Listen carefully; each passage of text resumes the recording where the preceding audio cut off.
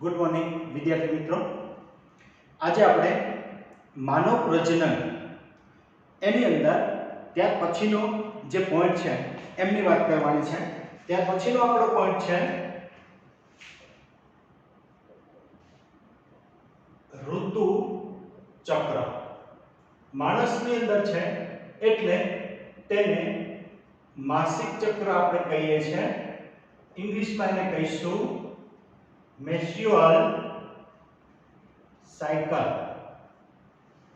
આ menstrual cycle અથવા માસિક ચક્ર છે, ઋતુ ચક્ર છે, એમની આપણે વાત કરવાની છે। આગળ પહેલા ચક્રમાં આપણે જોયેલું કે જે પ્રાઇમેટ છે, પ્રાઇમેટ માનવ છે, વાનર છે અને એપ, આવા જે પ્રાણીઓ છે પ્રાઇમેટ, એની અંદર આ ઋતુ ચક્ર ચાલે છે। યાદ કરો, આગળના ચેપ્ટરમાં આપણે જોયેલું કે કેટલાક જે પ્રાઇમેટ સિવાયના સજીવો છે એમાં ઋતુકીય ઋતુ ચક્ર હોય, જ્યારે પ્રાઇમેટ બધા છે એમાં માસિક ઋતુ ચક્ર મેન્સ્ટ્રુઅલ સાયકલ હોય છે। એની આજે આપણે માનવની અંદર વાત કરવાની છે। માનવની અંદર સ્ત્રીઓ છે, માદા છે, એની અંદર ઋતુ ચક્રની શરૂઆત યુવાનારંભે અથવા તો તરુણાવસ્થામાં થાય। ઋતુસ્રાવ એક મહિનાનું જે આપણું માસિક ચક્ર છે 28 થી 29 દિવસ આમનું એક ઋતુ ચક્ર છે। એમાં શરૂઆતના દિવસોમાં ઋતુસ્રાવ જોવા મળે છે। ઋતુસ્રાવ, આ ઋતુસ્રાવ જ્યારે પહેલી વખત સ્ત્રીમાં શરૂ થાય તેને રજો દર્શન કહેવાય છે અથવા તો તેને મીનારજી કહેવાય છે। મીનારજી, મેન એટલે મહિનો અને આર્ચી એટલે પ્રારંભ અથવા તો શરૂઆત। મહિનાની શરૂઆત, માસિક સ્ત્રાવ જ્યારે પહેલીવાર આવે છે તેને મીનારજી કહેવામાં આવે છે। આ ઋતુસ્રાવ એક અને બીજો એમ બે ઋતુસ્રાવ વચ્ચેનો જે સમયગાળો છે, બે ઋતુસ્રાવ વચ્ચેનો સમય એમને ઋતુચક્ર કહેવાય। ઋતુચક્ર એટલે શું? તો કે 28 થી 29 દિવસ જે ચાલે છે ચક્ર, એ ચક્ર એટલે કે બે માસિક સ્ત્રાવ વચ્ચેનો જે સમયગાળો છે એને ઋતુચક્ર અથવા તો માસિક ચક્ર કહેવામાં આવે છે। આ માસિક ચક્રની આપણે વાત કરવાની છે। માસિક ચક્ર દરમિયાન કેવા કેવા ફેરફાર થાય એ આપણે અહીંયા વાત કરીશું। માસિક ચક્રની અંદર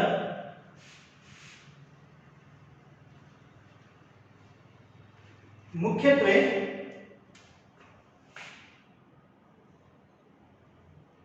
જુદા જુદા તબક્કાઓ છે। એમાં પહેલો જે તબક્કો છે જેને ઋતુસ્રાવ તબક્કો કહેવાય, આ પહેલો તબક્કો એટલે કે સ્ત્રીઓ છે એનું ઋતુચક્ર અથવા તો માસિક ચક્ર છે એ જુદા જુદા તબક્કામાં વહેંચાયેલું છે। એમાંનો પહેલો તબક્કો છે ઋતુસ્રાવ તબક્કો। આ તબક્કામાં શરૂઆતના માસિક ચક્રના જે દિવસો છે 1 થી 3 અથવા તો 5, કોઈ સ્ત્રીઓમાં 3 દિવસ સુધી, કોઈને 5 દિવસ સુધી યોનિ માર્ગમાંથી એ ઋતુસ્રાવ જોવા મળે છે। એટલે એવરેજ, ઓન એન એવરેજ કેટલા કહેવાય? 3 થી 5 દિવસ। પહેલું ઋતુસ્રાવ શરૂ થાય અને પહેલો દિવસ ગણીએ તો કોઈને 3 દિવસ સુધી ઋતુસ્રાવ થાય, કોઈને 5 દિવસ સુધી। આટલો જે સ્ત્રાવ થતો હોય, બરાબર, તો એ તબક્કો કેવો કહેવાય છે? ઋતુસ્રાવ તબક્કો। આવું ક્યારે થાય છે? તો એના માટે આપણે ઋતુસ્રાવમાં સ્ત્રીઓની અંદર જે ફેરફાર થાય છે એવા બે ચક્ર સમજવા પડે। બે ચક્ર જરા ટેક્સ્ટ બુક થી આપણે થોડું બહાર જઈશું, એનસીઈઆરટી માં એટલું બધું નથી આપ્યું, બહુ શોર્ટ આપ્યું છે। આપણે વિગતવાર સમજીશું. વિગતવારમાં બે એમાં ચક્ર ચાલે છે. એક ચક્ર અંડપિંડીય છે અને બીજું ચક્ર જે ચાલે છે એ ગર્ભાશય ચક્ર છે. એટલે કે સાથે સાથે બે જગ્યાએ ફેરફાર થાય છે. સ્ત્રીઓનું પ્રજનન તંત્ર તમને ખબર છે. આ સ્ત્રીઓનું પ્રજનન તંત્ર અહીંયા અંડપિંડ છે, બરાબર છે. આવું આપણે ભણેલા છે. અંડવાહિની, ગર્ભાશયની આપણે અંદર ભણેલા છીએ.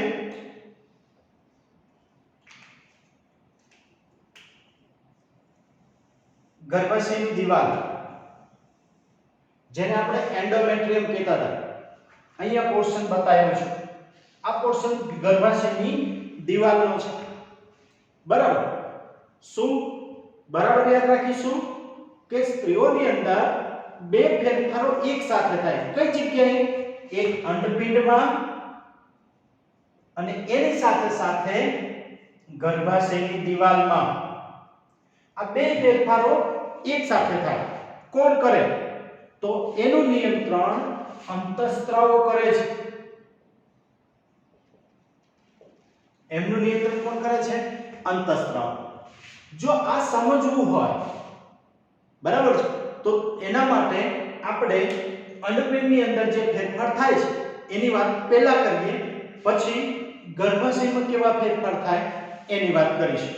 બરાબર છે. જરા આપણે ટેક્સ્ટ બુક થી બહાર જઈએ છીએ. આ તબક્કાની વાત ક્રમશઃ પછી કરું. પહેલા આપણે થોડા અંડપિંડના ફેરફાર જોઈ લઈએ. અંડપિંડમાં આ અંડપિંડ છે. આની આકૃતિ સાથે આગળના વિડિયો લેક્ચરમાં આપણે જોયું છે. તો સ્ત્રી કે છોકરીનો જન્મ થાય ત્યારે જન્મની સાથે તે પ્રાથમિક પુટિકાઓ, જે અંડપુટિકાઓ હતી, એ લઈને જન્મે છે. આપણે એવું કીધેલું કે લાખોની સંખ્યામાં આવી અંડપુટિકા એની અંદર હોય છે. એક વાત કીધેલી એ પણ યાદ રાખવાની છે કે સ્ત્રી જન્મે, એ ગર્ભાવસ્થા પૂરી થઈને જન્મ ધારણ કરે ત્યારે એના અંડપિંડમાં જેટલી અંડપુટિકા હોય એટલી જ આજીવન રહે છે. મતલબ આજીવન નહીં, પણ એમ કહેવાય ત્યાર પછી એમાં નવી કોઈ ઉમેરાતી નથી. નવી અંડપુટિકા બનતી, જે બનવાની હતી ગર્ભ વિકાસ દરમિયાન માતાના પેટમાં તો ત્યારે જ બની ગઈ છે. હવે કોઈ બનતી નથી. હવે જ્યારે તેમાં જાતીય અંતઃસ્ત્રાવની શરૂઆત થાય એટલે એનું ઋતુચક્ર શરૂ થાય. ક્યારે? તો આપણે હમણાં જ કીધું, રજોદર્શન શરૂ થાય એની વાત છે, બરાબર. તો એવા સમયે અંડપિંડમાં શું ફેરફાર થશે એ પહેલા ભણીએ, બરાબર. તો અંડપિંડ ઉપર અસર કરે એ આગળના વિડિયો લેક્ચર અંડકોષ જનનમાં આપણે ભણેલા હતા. શુક્રકોષ જનનમાં પણ આપણે ગોનેડોટ્રોપિન અંતઃસ્ત્રાવ જોયેલા, બરાબર છે. અહીંયા યાદ કરીએ ફરીથી. અંતઃસ્ત્રાવ ગોનેડોટ્રોપિન,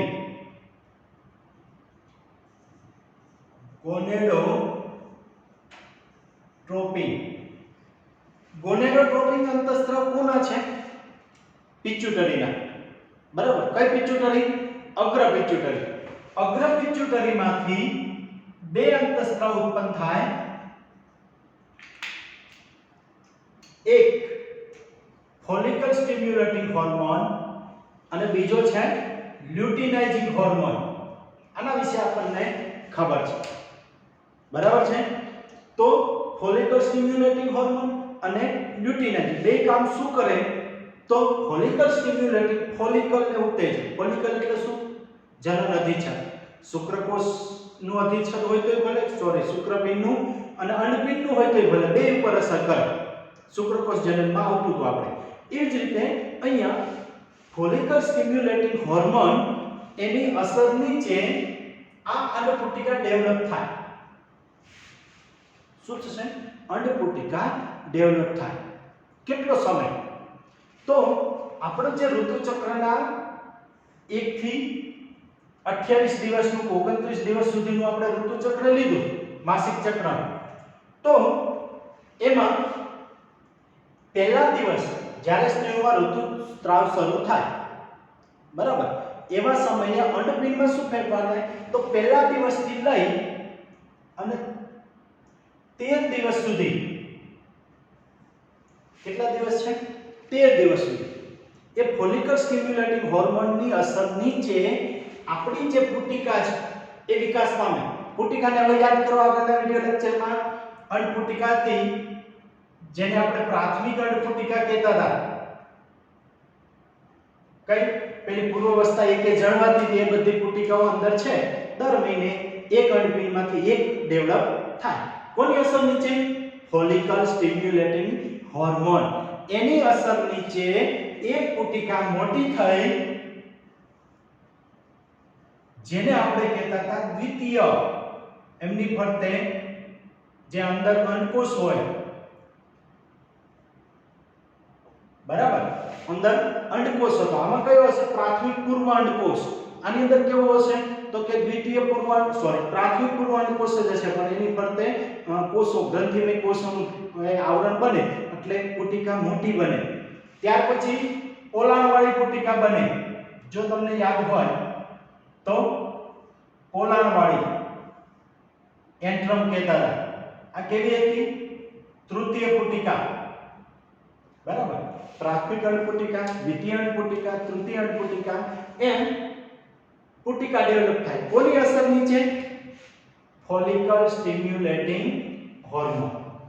જેવું ફોલિકલ સ્ટિમ્યુલેટિંગ હોર્મોનની અસર નીચે એ પુટિકા મોટી થતી જાય, એમ પરિપક્વ પુટિકાને આપણે કહેતા હતા ગ્રાફિયન પુટિકા. છેલ્લે શું બને છે?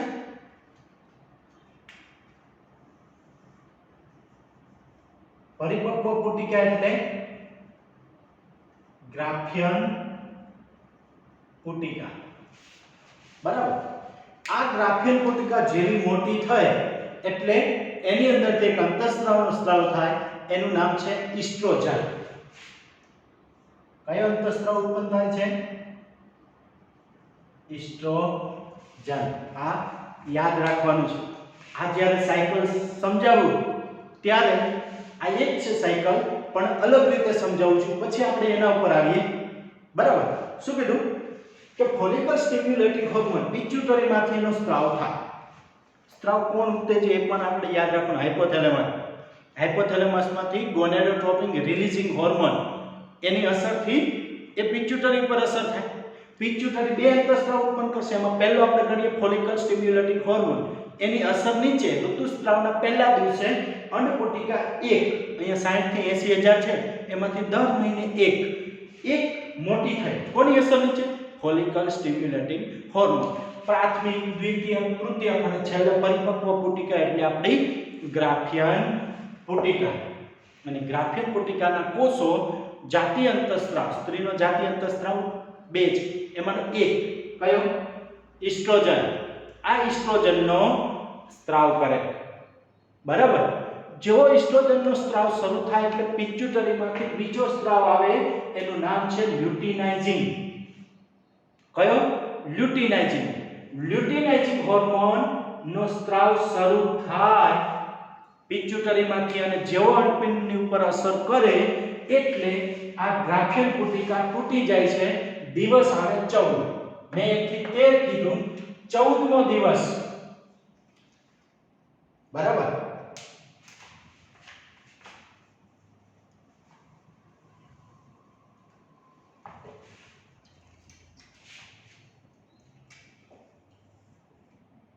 એક થી 13 દિવસ શું થાય છે? અંડપુટિકા મોટી થાય. આવ્યો 14મો દિવસ. 14મો દિવસ એટલે ઋતુચક્રનો મધ્ય. 28 દિવસનું ઋતુચક્ર હોય તો મધ્ય ભાગ. એ સમયે LH નું લેવલ હાઈ હોય છે. યાદ રાખવાનું છે. આકૃતિ સમજાવું ત્યારે સમજાવીશ. LH નું લેવલ હાઈ, જેને લ્યુટિનાઇઝિંગ હોર્મોનની પરાકાષ્ઠા કહેવાય છે. યાદ રાખવાનું છે. ક્યારે? ઋતુચક્રના 14મા દિવસે, જ્યારે ઋતુસ્રાવ શરૂ થાય એથી 14મો દિવસ ઓન એન એવરેજ ગણવાનું, તો 14મા દિવસે LH નું પ્રમાણ હાઈ હોય છે.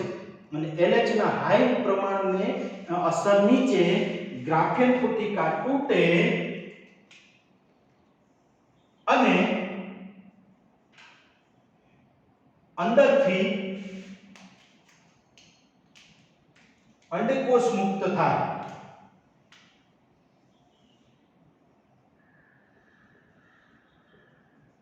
આ ક્રિયાને કહેવાય અંડકોષપાત. કયા દિવસે થયું? 14મા દિવસે, ઋતુચક્રના 14મા દિવસે અંડકોષ મુક્ત થયો. LH ની આ LH એની અસર નીચે હવે ગ્રાફેન પુટિકા, બાકી રહેલી ગ્રાફેન પુટિકા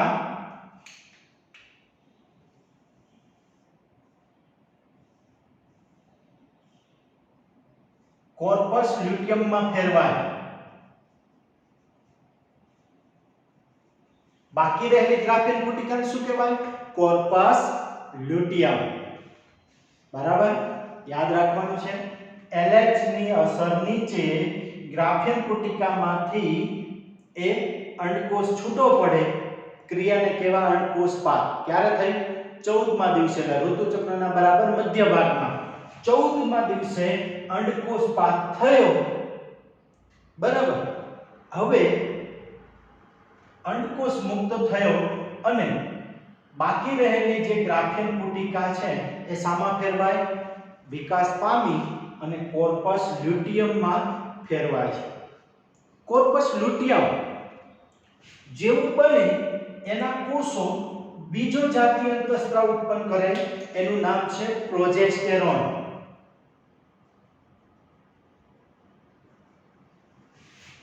ગ્રાફેન પુટિકાએ કયો અંતઃસ્ત્રાવ ઉત્પન્ન કર્યો? ઈસ્ટ્રોજન. કોર્પસ લ્યુટિયમ શું ઉત્પન્ન કરે? પ્રોજેસ્ટેરોન. બરાબર, અને આ અંતઃસ્ત્રાવો હંગામી અંતઃસ્ત્રાવ એટલા માટે કહેવાય, સોરી, હંગામી ગ્રંથિઓ. અંતઃસ્ત્રાવી ગ્રંથિઓ તમે ભણેલા, પિટ્યુટરી, થાઇરોઇડ, પેરાથાઇરોઇડ, આ બધી ગ્રંથિઓ ભણેલા સ્વાદુપિંડની. બરાબર, તો તમને પ્રશ્ન પૂછાય કે હંગામી અંતઃસ્ત્રાવી ગ્રંથિઓ, તો આ એક છે ગ્રાફેન પુટિકા. ક્યારે? ઋતુચક્રમાં જે 13 દિવસ સુધી વિકાસ થાય, ગ્રાફેન પુટિકા બને ત્યારે જ ઈસ્ટ્રોજન મુક્ત થાય. પછી અહીંયા કોર્પસ લ્યુટિયમ એ બને ત્યારે જ એ અંતઃસ્ત્રાવ ઉત્પન્ન થાય. એટલે આવી જે ગ્રંથિઓ છે એને હંગામી ગ્રંથિઓ કહેવાય. બરાબર, બને નાશ પામે એટલે. ચલો, હવે દિવસો કયા છે? 15 થી 14 દિવસ થઈ ગયા ઋતુચક્રના. હવે 15મો દિવસ. 15મા દિવસથી લઈ અને 28 દિવસ સુધી આ કોર્પસ લ્યુટિયમ એમ રહે. પરંતુ અંડકોષપાત જો ફલન ન થાય, જેવા સમયે અંડકોષ મુક્ત થયો એવા સમયે સામે શુક્રકોષ આવે મૈથુન ક્રિયાથી, બરાબર, સંવનનથી જો શુક્રકોષ આવે તો અંડકોષનું ફલન થાય. માનો કે અંડકોષનું ફલન ન થાય તો આ કોર્પસ લ્યુટિયમ એક વીકની અંદર 15મી તારીખ 15મો દિવસથી ગણો એટલે એ 22-25 દિવસ સુધીમાં 22-25 દિવસ થાય ત્યાં સુધીમાં એ વિઘટિત થઈ જાય. વિઘટિત થઈ જાય એટલે કોનું પ્રમાણ ઘટી જાય? પ્રોજેસ્ટેરોનનું. બરાબર, અને જો બીજી વાત યાદ રાખો, ફલન થાય તો 9 મહિના સુધી બાળકને ગર્ભ સ્થાપન અને ગર્ભ વિકાસ માટે પ્રોજેસ્ટેરોનની જરૂર છે. એટલે આ ગ્રાફેન પુટિકા 9 મહિના સુધી, બાળકના જન્મ સુધી એ એમને રહે અને સતત પ્રોજેસ્ટેરોનનો સ્ત્રાવ કરે છે. બરાબર, આ પોઈન્ટ ખાસ યાદ રાખવાનો છે કે ગ્રાફેન પુટિકામાંથી જે કોર્પસ લ્યુટિયમ બન્યું છે, આ કોર્પસ લ્યુટિયમ જો ફલન ન થાય તો વિઘટિત થઈ જાય. વિઘટિત થઈ જાય એટલે એ કદમાં નાનું થાય અને અંતે લુપ્ત થઈ જાય. બરાબર, ડિસ્ટ્રોય થઈ જાય. તો બંધ કયો થશે? એમાંથી ઉત્પન્ન થતો પ્રોજેસ્ટેરોન બંધ થઈ જાય. પણ જો ફલન થઈ જાય અને ગર્ભનું સ્થાપન થાય તો અંતઃસ્ત્રાવી નિયંત્રણ દ્વારા આ પ્રોજેસ્ટેરોન એમનેમ રહે. બરાબર, અને ગર્ભને જો ઈસ્ટ્રોજન અને પ્રોજેસ્ટેરોનનું કાર્ય તમને યાદ હોય તો પ્રોજેસ્ટેરોનના કાર્યમાં આપણે લેતા હતા ગર્ભ સ્થાપન માટે અને ગર્ભના પોષણ માટે એ અગત્યનો ભાગ ભજવે છે. તો આ અંડપિંડ ચક્ર 28 દિવસ સુધી આવું ચાલે એક અંડપિંડની અંદર. બીજા 28 દિવસ બીજો અંડપિંડ, સ્ત્રીઓમાં દર મહિને એક અંડપિંડમાંથી એક અંડકોષ આવી રીતે મુક્ત થાય, બીજા મહિને બીજા અંડપિંડનો વારો આવે, બરાબર. આ કયું ચક્ર ભણ્યા? અંડપિંડીય ચક્ર. હવે જેવા અંડપિંડમાં આ ફેરફાર થયા એવા ફેરફાર ગર્ભાશયમાં થાય સાથે સાથે. શું ગર્ભાશયમાં ફેરફાર થાય? તો એને પણ આપણે 28 દિવસના અથવા તો 28 થી 29 દિવસ સુધીમાં આપણે ભાગ પાડી દઈએ તો ગર્ભાશયની અંદર જે ફેરફાર થાય એ પહેલો તબક્કો આપણે લીધેલો. હવે એના ઉપર ફરીથી આવી જઈએ, ઋતુસ્રાવ તબક્કો.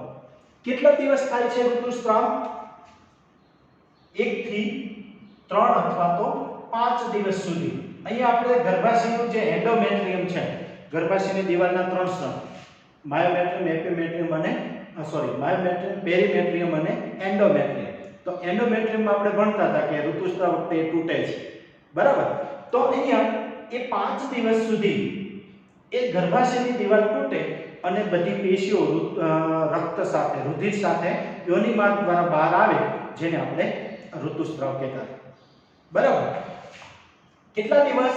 5 દિવસ. આ પહેલો તબક્કો શું કહેવાય? ઋતુસ્રાવ. યાદ રાખીશું આ સમય દરમિયાન જે અંતઃસ્ત્રાવો છે, ઇસ્ટ્રોજન અને પ્રોજેસ્ટેરોન, એ પોતાના નોર્મલ લેવલે હોય છે, બરાબર. એમાં કોઈ ફેરફાર હોતો નથી. એ નોર્મલ જે લેવલ હોય શરીરમાં, બરાબર, યુવાન અવસ્થામાં એ લેવલ એના લોહીમાં હોય.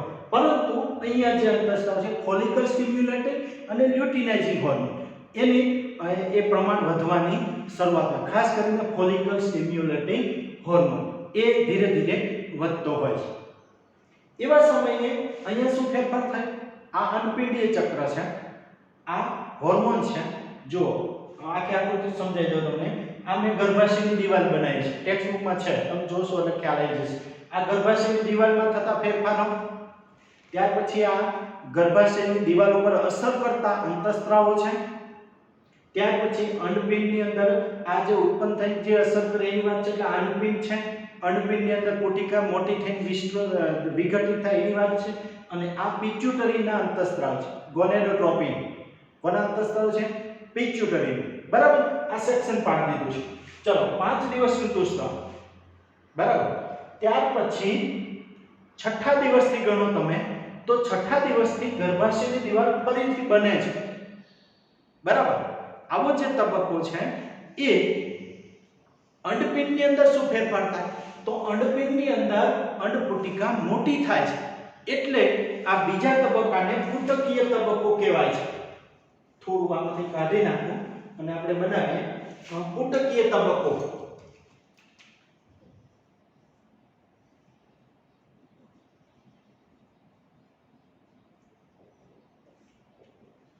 ઋતુસ્રાવ એ ગર્ભાશયના આધારે કીધું. પુટકીય તબક્કો છે એ ગર્ભાશયની દિવાલ અને અંડપુટિકા જે ડેવલપ થાય છે એના આધારે, બરાબર.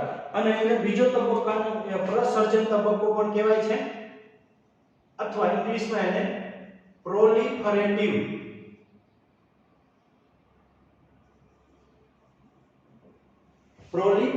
તબક્કો કહેવાય છે. ચલો, આ 7 થી 13 દિવસ સુધી શું ફેરફાર થાય? તો કે અંડપિંડમાં અંડપુટિકા મોટી થાય. પ્રાથમિક અંડપુટિકા, દ્વિતીય, તૃતીય અને ગ્રાફિયન પુટિકા સુધી. તો ગ્રાફિયન પુટિકામાંથી કયો અંતઃસ્ત્રાવ ઉત્પન્ન થયો? ઇસ્ટ્રોજન. જો અહીંયા ઇસ્ટ્રોજનનું લેવલ ગ્રાફિયન પુટિકા છે ત્યારે આપણે ઇસ્ટ્રોજન વધારે બતાવ્યું છે, એનું સિક્રેશન વધી ગયું. શું કામ? ગ્રાફિયન પુટિકા બનેલી છે. આવું ક્યાં સુધી થયું? 13 દિવસ સુધી. 14મા દિવસે ઋતુચક્રના મધ્ય ભાગમાં અહીંયા 14 દિવસ શું થાય? આ ગ્રાફિયન પુટિકા તૂટે અને અંડકોષ મુક્ત થાય, જેને કહેવાય અંડકોષપાત. હવે અંડકોષપાત વખતે પિચ્યુટરીના અંતઃસ્ત્રાવનું લેવલ જુઓ તમે. લ્યુટિનાઇઝિંગ હોર્મોન પરાકાષ્ઠાએ હોય છે પીક લેવલ ઉપર, એટલે LH ત્યારે મગજમાંથી પિચ્યુટરીમાંથી મેક્સિમમનો સ્ત્રાવ થતો હોય અને એની અસર નીચે અંડકોષ મુક્ત થાય છે. આ થયું 14મો દિવસ. આ તબક્કો એટલે અંડકોષપાત. વચ્ચે એક તબક્કો ઉમેરી દઈએ, ત્રીજો અંડકોષપાત. ઓકે. ત્યાર પછી ચોથો તબક્કો છે એ છે લ્યુટિયલ તબક્કો.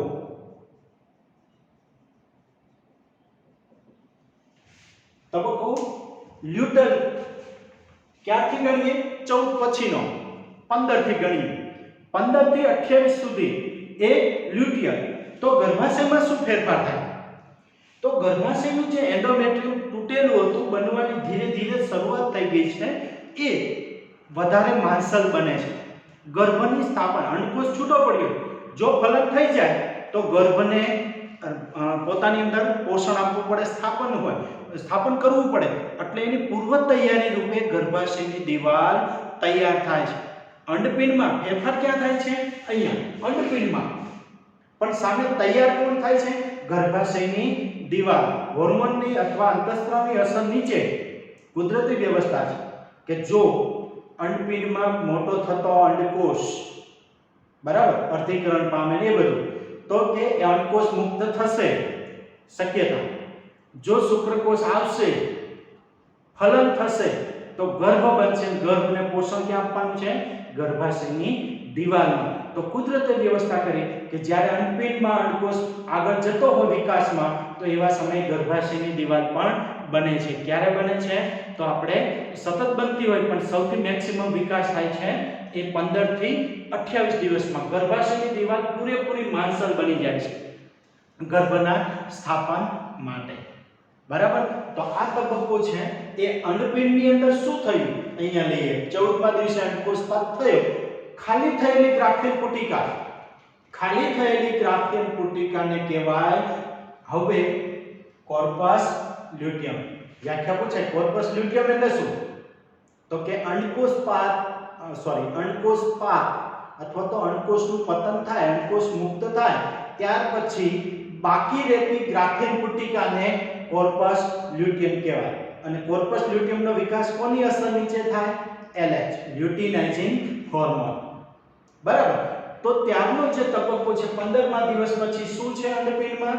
Corpus luteum. તેથી આને લ્યુટિયલ તબક્કો કહેવાય. કયો તબક્કો? લ્યુટિયલ તબક્કો. તેવા સમયે કોનું લેવલ સારું હોય? પ્રોજેસ્ટેરોન. શું કામ? કોર્પસ લ્યુટિયમ કોનો સ્ત્રાવ કરે છે? પ્રોજેસ્ટેરોનનો. બરાબર. એવા સમયે પિટ્યુટરીમાંથી જે ફોલિકલ સ્ટિમ્યુલેટર LH એનું લેવલ કેવું? તો કે એનું નોર્મલ લેવલ હોય છે. અને 28 દિવસે ઋતુચક્ર 28 થી 29 દિવસનું 28 દિવસ સુધી આ પ્રોસેસ થાય. બરાબર. પ્રોજેસ્ટેરોનનો સ્ત્રાવ થાય. બરાબર. હવે જો ફલન ન થયું તો સ્ત્રીમાં કાયમ દર મહિને ફલન થતું નથી. જો ફલન ન થાય તો શું થાય?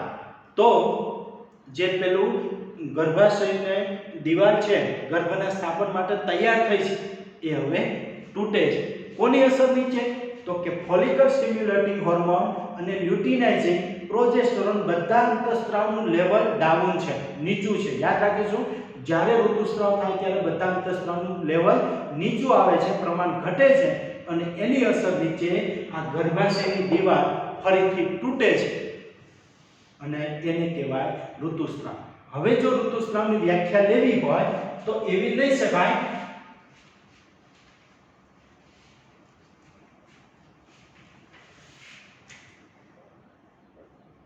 ઋતુસ્રાવ એટલે શું? તો ફલનની પૂર્વ તૈયારી રૂપે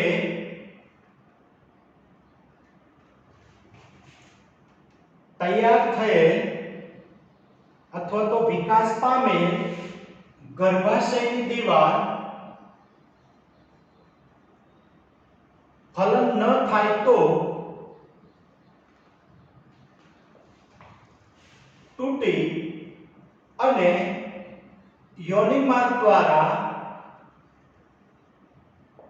રુધિર સાથે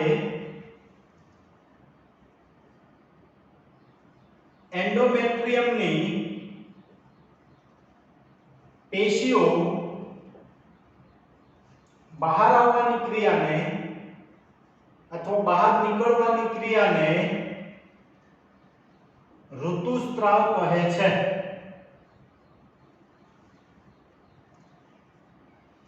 ખ્યાલ આવ્યો?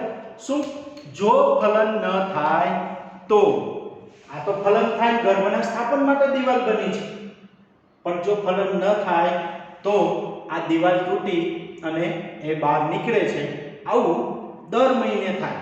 ફરીથી 28 દિવસ પૂરા થાય તો અહીંયા ગર્ભાશયમાં આવા ફેરફાર ચાલુ થાય, સાથે અંતઃસ્ત્રાવનું એવું નિયંત્રણ થાય અને અંડપિંડની અંદર અંડપુટિકા બને. આવું રોટેશનમાં ચાલ્યા કરે.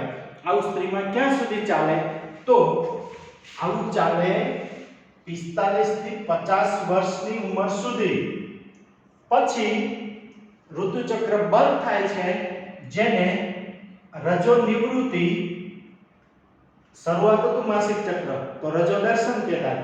અહીંયા છે રજો નિવૃત્તિ, ઇંગ્લિશમાં એને કહેવાય મેનોપોઝ. મેનોપોઝ.